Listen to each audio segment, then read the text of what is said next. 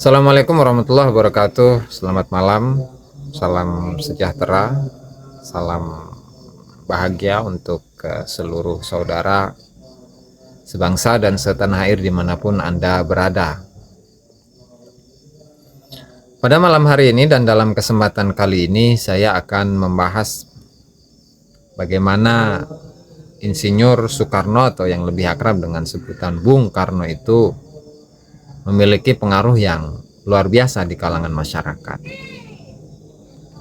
Mengingat bahwa beberapa waktu lalu ada seseorang yang mengatakan bahwasanya Insinyur Soekarno itu ya biasa-biasa aja. Artinya nggak keren-keren amat gitu. Sementara kita tahu bahwasanya Insinyur Soekarno atau Bung Karno itu adalah seorang yang luar biasa dari sisi pemikiran, kemudian pengetahuan, kemudian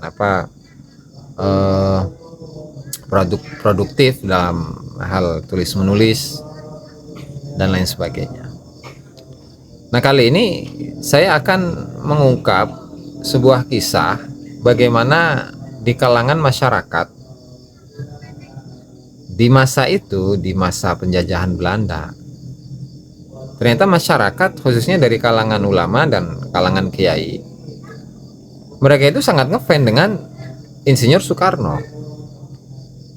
Bahkan saat itu di mana sebuah buku yang disusun oleh Insinyur Soekarno itu yang berjudul Mencapai Indonesia Merdeka.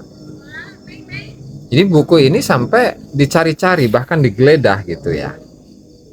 Dimana polisi-polisi saat itu yang bekerja kepada Belanda itu dengan sangat masif memasuki rumah-rumah warga dalam rangka mencari sebuah buku yang ditulis oleh Insinyur Soekarno, oleh Bung Karno yang berjudul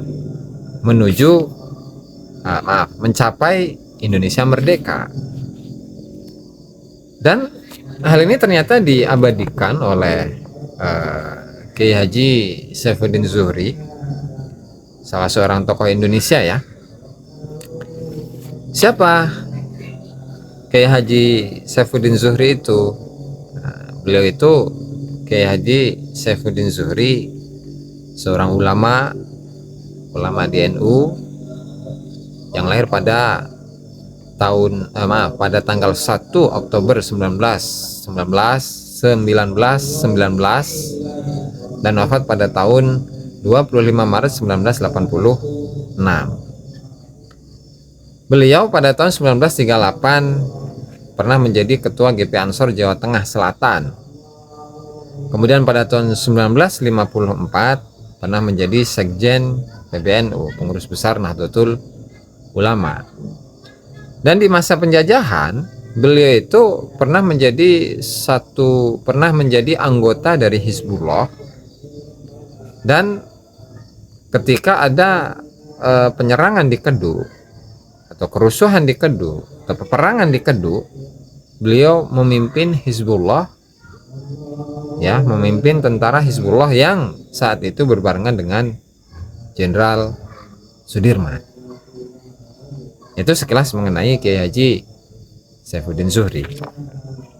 Nah, mengenai apa yang tadi saya sampaikan ya, bahwasanya saat itu di masa penjajahan, bahwa pemikiran Bung Karno itu tertanam di kalangan masyarakat, bahkan tidak hanya di kalangan orang-orang awam, tetapi golongan ulama-ulama. Dan hal ini diceritakan oleh Kiai Haji Saifuddin Zuhri yang diabadikan di dalam kitabnya, yaitu Berangkat dari Pesantren. Nah, ini bukunya, Berangkat dari Pesantren. Nah, dimana ketika beliau itu masih kecil ya, kurang lebih umur belasan tahun lah, kurang lebih di tahun 1930-an atau maju dikit atau mundur sedikit gitu ya. Dimana di halaman 92 Kiai Haji Saifuddin Zuhri itu menyatakan atau menceritakan Suatu hari desaku dikejutkan oleh begitu banyaknya polisi yang keluar masuk rumah-rumah penduduk. Mereka bergerombol 3 atau 4 orang, diantaranya berpakaian preman. Orang-orang seperti tersibak menghadapi perjumpaan dengan polisi-polisi Hindia Belanda itu. Bergegas menyusupi sela-sela rumah bergentayangan tak menentu. Dengan muka cemas, mereka berusaha menjauhi polisi-polisi yang hendak memasuki rumah mereka. Dan diantaranya seperti hendak menyembunyikan sesuatu. Nah, sehingga inilah kondisi di mana di saat penjajahan Belanda, buku atau karya dari Bung Karno itu ternyata sering menjadi sebuah bahan bacaan utama untuk mencapai sebuah kemerdekaan. Dan ternyata saking bahayanya ini menurut pandangan Belanda gitu ya, sehingga Belanda ini atau kolonial Belanda itu menurunkan polisi-polisinya dalam rangka untuk mencari atau merampas buku kecil, buku saku yang disusun oleh Bung Karno yang merupakan bahan bacaan dari ulama-ulama saat itu di sana, di daerah Banyumas ya. Nah, saya lanjutkan. Kiai Ahmad Syatibi menghentikan pengajiannya ketika 2 orang polisi mendekati serambi masjid tempat kami belajar. Agak lama polisi itu berbincang-bincang dengan guru kami di emper serambi sebelum mengajak 2 polisi itu masuk ke rumahnya. Dia memberitahu kami bahwa pengajian dinyatakan bubar. Tiba di rumah, kujumpai ibu sedang berada di dapur. Ia sedang bercakap-cakap dengan orang yang sudah kukenal, yang seorang biasa kupanggil Paman Haji Mahful, dan seorang lagi Paman Abdul Basir, tukang cukur yang menyewa warung di sebelah rumahku. Mereka adalah teman ayah kawan sepengajian di pesantren Kiai Nasrawi almarhum. Tetapi mengapa kedua paman itu menemani ibu di dapur, padahal ibu sedang memasak nasi dan sayur, karena hari ini menjelang waktu duhur. Mas Ajeng, tolonglah sembunyikan buku ini di mana saja.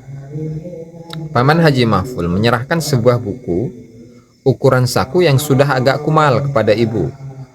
Sementara Paman Abdul Basir menyebarkan sorot matanya ke sekeliling dapur. Orang-orang di desaku biasa memanggil ibu dengan sebutan Mas Ajeng atau kadang ibu. Apa ini, Dik? Bertanya ibu, seperti tidak paham.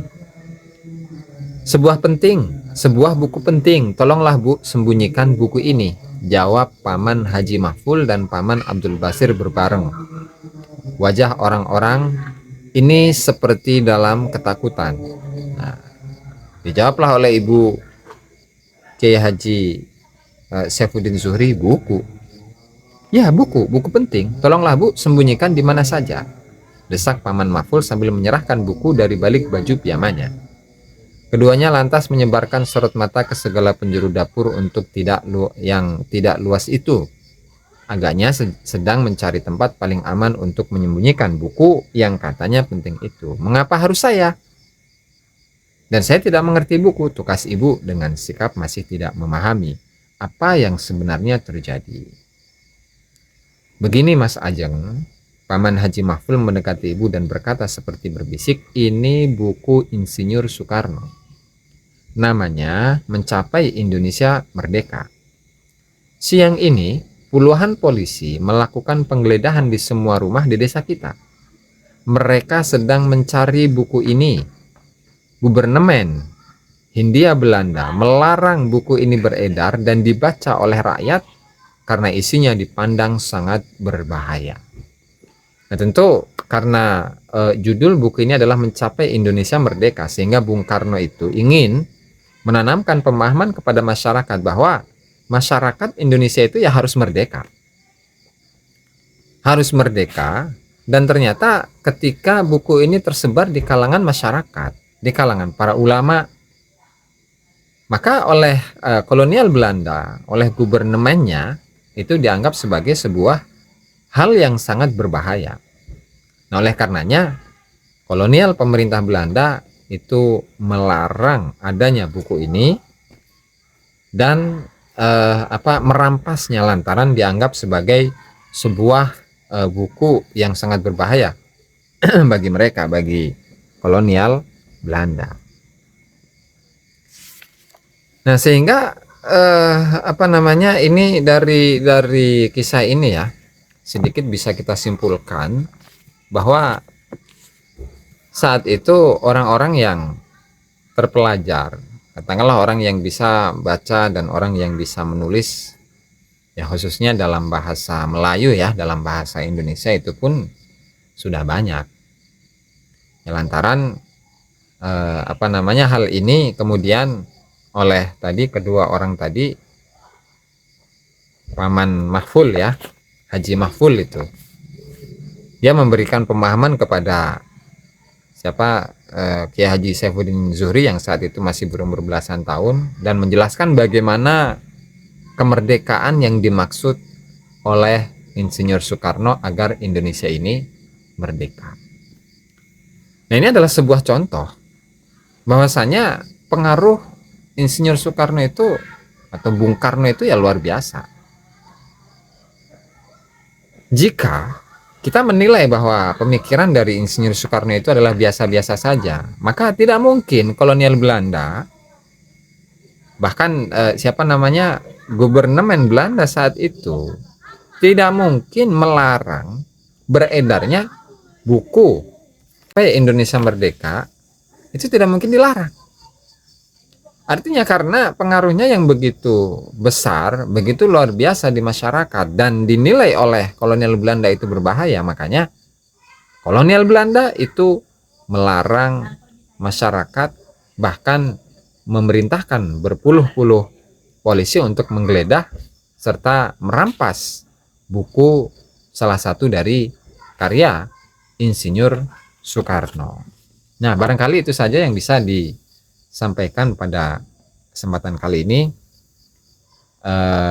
Kita mengingatkan agar kita ini selalu menghormati pahlawan-pahlawan kita yang memperjuangkan kemerdekaan Indonesia dari penjajahan. Karena penjajahan saat itu sangat terasa bagi masyarakat. Yang nanti di lain kali akan saya bahas bagaimana pandangan orang-orang NU kepada kolonial Belanda yang menjajah saat itu. Ya. Barangkali ini saja yang dapat saya sampaikan pada malam hari ini. Mudah-mudahan bermanfaat bagi kita semua, mudah-mudahan menambah wawasan bagi kita semua dan menambah kecintaan kita kepada tanah air dan menanamkan kepada kita jiwa-jiwa yang merdeka dari segala macam pengekangan ataupun penjajahan.